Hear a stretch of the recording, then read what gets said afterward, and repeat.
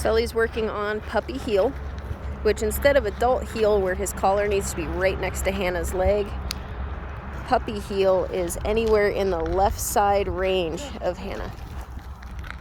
So as long as he's on the left side of her with a nice loose leash, that's perfect. You see, he's looking up at her. He's paying attention to where she is.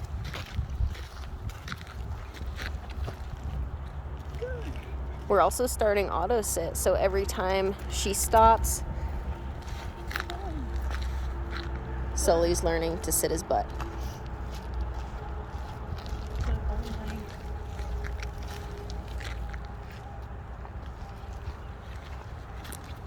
And Hannah's very tall, so it's really easy for Sully to want to jump up for kibble, so she has to work really hard to get it at his level and feed him.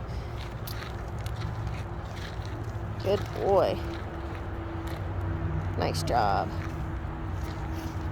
And one more sit. Good boy.